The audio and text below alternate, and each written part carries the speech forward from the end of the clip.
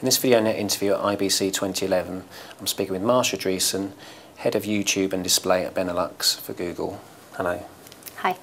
We're seeing a bit more interest in display advertising now around TV. I mean, we're seeing interactive program guides where there are banners appearing, and obviously online there's many more opportunities. I mean, do you think that's becoming a more important part of the TV environment? Yeah, if you look at the industry right now, it's a 20 to 25 billion market. If you look at the display advertising industry, and we believe it can easily grow up to 200 billion. We're in a pretty good position to make sure we grow this pie, and to make sure that we tie up together the marketeers and the publishers in the selling and buying market. Okay, I mean, how do people sort of buy the inventory, I guess? I mean, it's very different to the old model, really, where you go to a broadcaster and you buy a spot, and that's easy. I mean, these sort of banners, they're everywhere. And we've seen displays at this show where there's banners down the side of a wall against a TV sort of display. So, you know, who do they go to? Yeah, good question, because we believe that there will be shown less ads, but more relevant ads. On the internet, that's the beauty of the internet, right? We can really know what the consumer is doing, not exactly who they are, but we know what the behavior is. So we can show them ads which are relevant to them at that point of time. So that makes that you need less of an inventory, less of content, and you can make sure you show the right ad to the right person at the right moment at the right time. Okay, and that applies to banners as well, presumably? Of course, to all display advertising, so just display advertising in video, video advertising, so all that's moving on the web. And the beauty of display advertising, that it's not only targetable, but also it's got sound, it got movement, it got colors, etc., which we can all enrich this possibility on the internet. Okay, and we're hearing a lot about the second screen, obviously the tablet, which in some cases is either replacing the PC or even the second TV in terms of people's usage. I mean, do you think that is there a big opportunity there for display advertising against, you know, in-program applications, I suppose, and even synchronization in real time against what's on the television? So an ad spot comes along on TV, you have an opportunity to put adverts on a sort of an interactive display next to it. I mean, is that an obvious place for display? Yeah, well, as long as, and that's where I come back to the relevancy, as long as it's relevant, we'd like to partner with the content partners we have on YouTube, for example, and we give them the possibility to monetize the rights they have. So you don't necessarily have to make sure that all the audience come to you, but you have to make sure that not only the audience come to you when you're broadcasting, but also that you go to where the audience is, and that's on the second screen, either on a laptop, a mobile, or a tablet. And if you put your content there, people can watch it, and people can either watch it twice or at the same time, but you know you're going to make your audience that you're reaching, you make it bigger. And you can also be sure that through the Content ID, that's a tool that we have, that we make sure that the people who own the rights of the content, that they can claim the content that's theirs, but not uploaded by them, so by consumers, so the user-generated content, to also monetize that content because it's their rights. And at this moment, more than 30% of our monetized views come from claimed content. Right, so that's definitely working. Yes, yes. Yeah.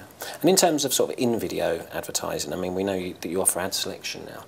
I mean, that's quite revolutionary, really, allowing people to choose which advert they want to watch. And, I mean, how's that been received by the advertising industry?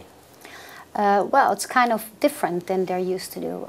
We just, you referred as in-video ads, but we just launched also TrueView ads. And TrueView means, well, the word says it all, a consumer chooses to view the ads. So it's kind of a skippable pre-roll. And that's really revolutionary, because on TV you're kind of forced to watch the full commercial block and also to watch the full commercial. On the internet you are more in the driver's seat. Consumers are in general more in the driver's seat. They choose to watch something. And for this commercial, the advertiser only pays when the full 30 seconds is watched. So only if they watch 25 seconds, it's bye-bye, because the advertiser doesn't pay, which makes sure you have a relevant ad, because if people are watching, they choose to watch it, so it's very relevant. not only for the advertiser, but also for the content owner, because they make money out of it. And because the content owner makes money out of it, they will upload more and more qualitative content, so long form or catch-up TV, which makes the user happy again. So it's kind of the ecosystem which brings each other into balance this way. Okay, so you're not just offering them a choice of which ad to watch now, but they can skip altogether if they want. Yeah, yeah. You can either you can skip it, or you can offer them a choice. Which ad do they want to see? Either way, you have to put the consumer in the driver's seat, and that's how we develop all of our products. We develop a product because we see there's a need.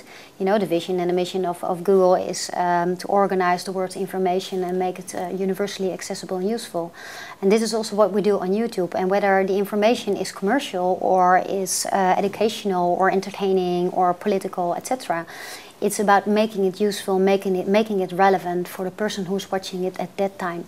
Okay, I mean that seems quite controversial again, because the PVR is obviously out of the control of a broadcaster, and they just cannot do anything about people ad skipping there. But they could at least know that online they can force you to watch a you know, an in-video advert. So now there's no escape from skipping, really. Yeah, and as an advertiser, you have to look at yourself in the mirror and ask yourself if you want to have this escape or not.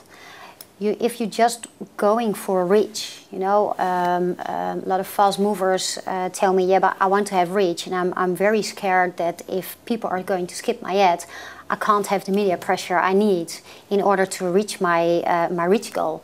But it's not about reach, it's about effective reach. So if you put your euro or dollar or pound in a commercial, you want the effect in the end throughout the whole marketing funnel to be that people are buying your stuff.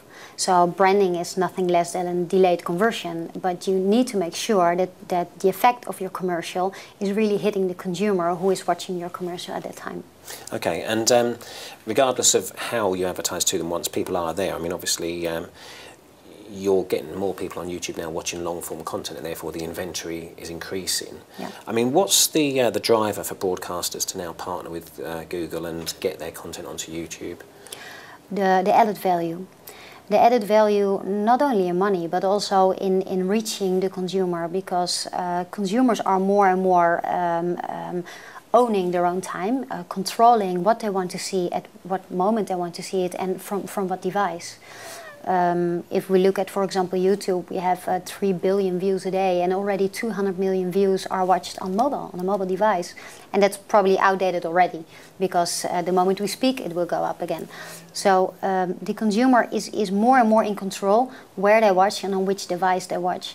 So in order to not only find the consumer, but also catch them and make sure they want to watch your content, whether it's entertaining or commercial, this is where the ecosystem is going to. Okay, but for a broadcaster who already has their own online on-demand, like Channel 4, I mean, they've used YouTube, and I mean, is it complementary? I mean, what happens? Do people watch the same video as on their own on-demand site, or do they watch different video and go deeper into the catalogue?